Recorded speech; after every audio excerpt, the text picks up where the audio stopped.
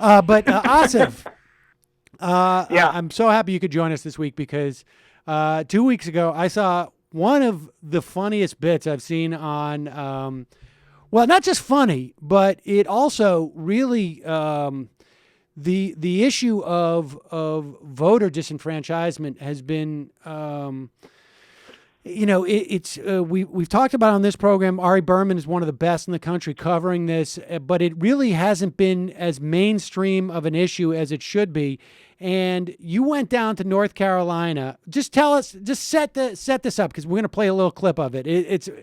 Well, we went down to North Carolina. We spoke to this GOP executive committee member down there in Asheville, North Carolina, named Don Yelton, and he was very outspoken about, our researcher, Juliet, found him and spoke to him and kind of got his skinny on the whole thing. And he was very outspoken about why this was not discriminatory, why this was not, racist, but he was also very open about, what it was and so when we went out to speak to him, I think part of what happened with Don was he, and sometimes this happens in these interviews where we just stay out of the way, Right. Stephen Colbert once told me many years ago that, if you just stay silent, the other person in the interview will continue speaking, and eventually they're going to say That's the old Errol said. Morris. I think that was like the Errol Morris theory is like you just stay quiet until it's uncomfortable, and they will rush to fill the void. Exactly. And so, it was one of those things where I didn't really have to stay quiet that long before Don. All right, let's play this went clip off. because your response to this was literally we were watching this when it came out, I guess a couple of weeks ago or so, and we were on the floor. We just kept playing it over and over again. It was such a perfect response. All right, so let's play that. We're going to pick it up mid conversation so that we don't have any copyright issues or whatnot. But we'll pick it up where you have said to him like the law is not racist, right? And he says no, the law is not racist, and then we'll pick it up from here. Yeah. Here it is. Of course the law is not racist, and you're not racist.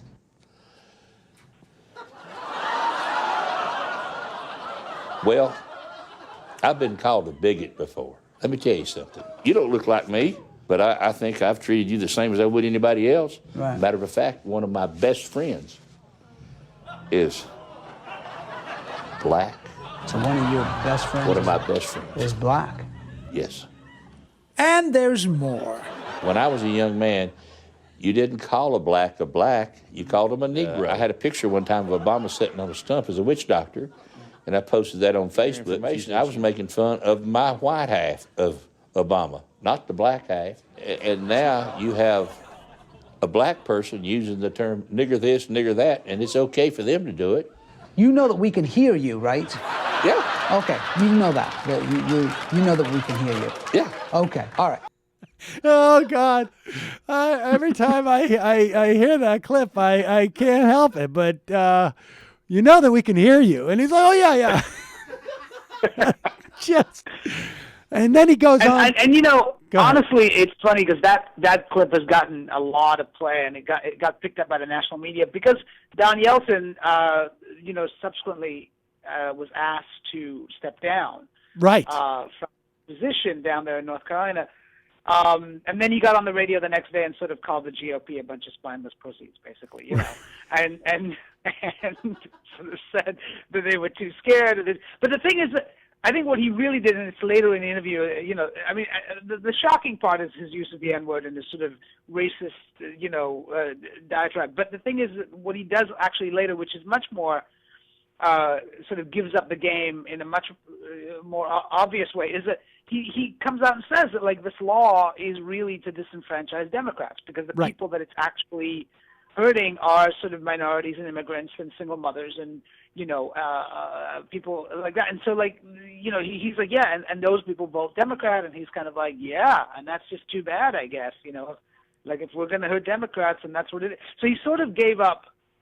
He kind of gave up the gig a little bit, and I think that's probably why the GOP shut him down as fast as they did, because I think in some ways, he's showing the magic trick. Yeah. Yeah, I mean, but the irony but is, I think people are. Go ahead. The irony is that excuse that this is just to shut down Democrats is almost close to accepted by the establishment media in this country, because that's just politics. And so, Right, so like right. the fact that they're black, I mean, we know, I mean, basically the calculation is like, we know that what percentage of black people vote for Democrats. So we will disenfranchise black people, but not because they're black, but because they're Democrats. And we can just get away with it because they're black. And if it's, it's a twofer for us. But was there any parts of that you had to cut out? Oh yeah, I mean he went on for a while. In fact, one of his interviews later, he said, and this is the crazy part, is that he actually said, "Well, I'm surprised they didn't. I said a lot more worse stuff than that they didn't even keep in the interview." And so he sort of remembered. Like what?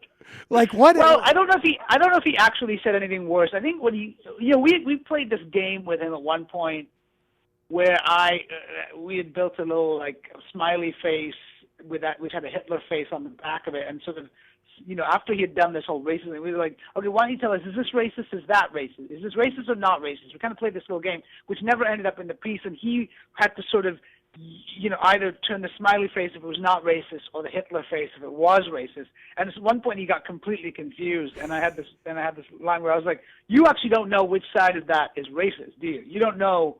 It's the Hitler side that's racist. You know that, right? And there was this kind of weird sort of thing, which is very funny, but never ended up in the piece. And the other thing he also did was he talked about like how students should not get to register early because they are influenced by their teachers, and they're influenced mostly to register as Democrats. And so it was kind of this weird thing of like, students should not be influenced by their teachers kind of thing. So there was a lot that these interviews sometimes, we have to edit them down for time, obviously, right. But there was a lot of stuff that he said that we didn't actually leave in because it's only a 5-minute piece, Right.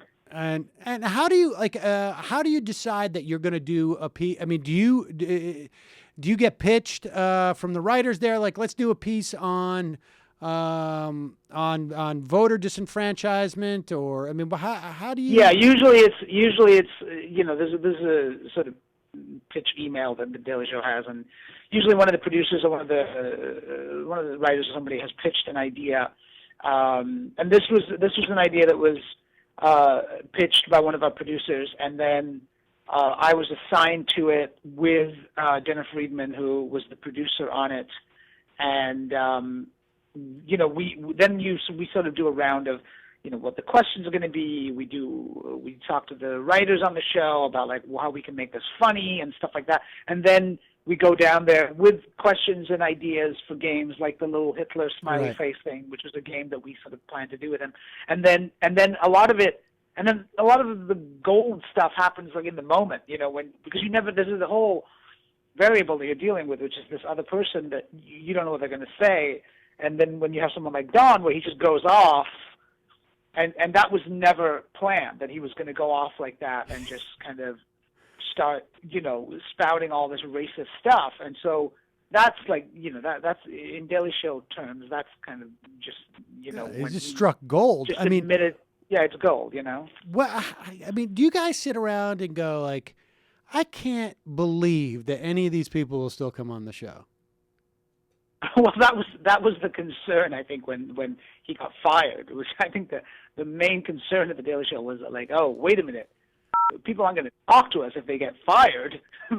Like as much as we were happy that like something had been done, at the same time we were kind of like not really wanting to take too much credit for that, because it's like we really and again, like usually people don't get fired. This is one of those things where I think also it's really just bad timing for him, because the GOP down in North Carolina is actively reaching out to African American voters, and then he's on television saying the N-word. So I think it was the timing was just such that they just couldn't ignore it. There's been, there was throughout the spring and the summer, there was massive protests at the North Carolina State House on these Moral Mondays. They just kept growing and growing. Specifically because of this, there were other things, but it was just voter disenfranchisement. And then I think the DOJ, I think, is, I believe, is if they're not suing them already, are looking to soon. It's pretty. I don't know. It was pretty stunning. And Asheville's sort of the most liberal part of that state, isn't it? I mean, Asheville, or I don't know. Asheville is it's pretty liberal. We talked to a lot of Democrats down there as well. We didn't end up in the piece where we ended up speaking to a lot of Democrats on the street and stuff about this and how angry they were about this issue. It's clearly a huge topic, not only nationally but specifically in North Carolina. Yeah. So we happened to just tap into that at the right time, and I think that's why it became such a big story. And then once he got fired, I think it just it almost felt like the Daily Show had actually one of our stories that actually made a difference, which is kind of a bizarre thing. Yeah, I think it's an incredibly important story. Regardless of whether or not the guy gets fired at that point, just to sort of get it into the mainstream.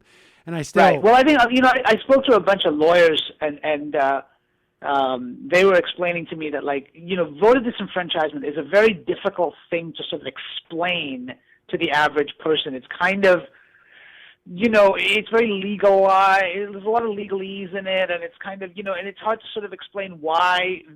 We spoke to John Lewis, the congressman from Georgia, and he was sort of saying it's racist as well. But why is it actually racist? And I think sometimes in a piece like that, it sort of boils it down. Right. It kind of boils it down to very simple sort of terms that people can understand, because it is a very complicated thing to kind of connect the dots to know why. Because if you say to somebody listen, everybody should have an ID when they vote, like the average person will be like, well, that makes sense to me, and then but when you break it down, you realize okay, this is why you are disenfranchising certain sectors of society by doing that, or making this, which seems like a sort of common sense thing, but it actually does disenfranchise a lot of people. Right, and your piece actually just sort of showed that there is the people who are instigating this type of legislation are fully aware of what the results and the impact will be, whether it's disenfranchising black people or disenfranchising Democrats. They know that they are disenfranchising people. And yeah, absolutely. I think, and that's what I think was really scary about the piece, is that he really came out and just said that. And that's the thing, is that when you talk about sort of early registration, and you realize that okay, so 70% of African Americans vote early. These statistics, and then if you take the early registration days down from 7 days to 4 days or whatever, then you're disenfranchising so many people, or things like that. So you realize oh, okay, this has an effect that is beyond just sort of what it seems to be on paper, Yeah. Well, it's great stuff.